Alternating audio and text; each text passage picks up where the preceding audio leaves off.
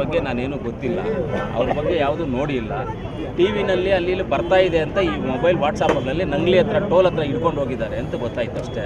ಹಿಡ್ಕೊಂಡು ಹೋಗಿರೋದು ನಿಜ, ಅದನ್ನು ಮಾತ್ರ ನೋಡಿದ್ವಿ, ಬೇರೆ ಅದ್ರ ಬಗ್ಗೆ ಏನೂ ಡೀಟೇಲ್ ಗೊತ್ತಿಲ್ಲ. ಆಪರೇಷನ್ ಕಮಲಕ್ಕೆ ಒಳಗಾಗಿದ್ರಲ್ಲ ಸರ್, 15 ಜನರಿಗೂ ಮೇಲೇನು ಈ ಕಾಂಗ್ರೆಸ್ ಸರ್ಕಾರ ಟಾರ್ಗೆಟ್ ಮಾಡ್ತಾ ಇದೆ. ಯಾರು ಇಲ್ಲ, ಸುಳ್ಳದು. ಯಾರ್ಯಾರ ಮೇಲೆ ಮಾಡಿದೆ ಹೇಳಿ. ಮತ್ತೆ ಕೇಸೆಲ್ಲ ರಿಓಪನ್ ಮಾಡಿದ್ರೆ ಸರ್? ಯಾರ ಕೇಸು ಆಪರೇಷನ್ ಗೊತ್ತಿಲ್ಲಪ್ಪ, ನಮಗೇನೋ ಮಾಹಿತಿ ಇಲ್ಲ, ನಿಮಗೇನೋ ಗೊತ್ತಿರೋದ್ರ ಪ್ರಕಾರವಾಗಿದೆ, ಅದು ತಿಳ್ಕೊಂಡು ಹೇಳ್ತೀವಿ ನಾವು.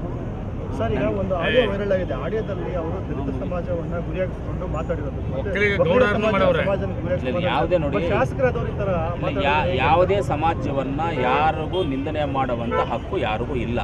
ಆ ರೀತಿಯಲ್ಲಿ ಏನಾದರೂ ಅವ್ರು ನಿಂದನೆ ಮಾಡಿದರೆ ಕಾನೂನು ಪ್ರಕಾರವಾಗಿ ಕ್ರಮ ತಗೊಳ್ತಾರೆ. ಕಾನೂನು ಏನಿದೆ ಅದು ಆಗುತ್ತೆ ಅಷ್ಟೇ. ಇವತ್ತದು 2007ರಲ್ಲಿ ಸಂವಿಧಾನ ದಿನ ಎಂದು ಆಗಿದೆ.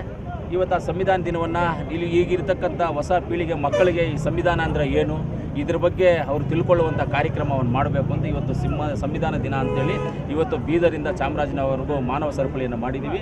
ಈ ಮಕ್ಕಳನ್ನ ಯಾಕೆ ಕರೆಸಿ ಇವತ್ತು ಮಾಡಿದ್ದೀವಿ ಅಂದರೆ ಅವ್ರು ಏನು ಮಾಡಿದ್ದೀವಿ ಇವತ್ತು ಅಂತ ತಿಳ್ಕೊಂಡು ಆ ಸಂವಿಧಾನದ ಬಗ್ಗೆ ಅವ್ರು ಓದಬೇಕು.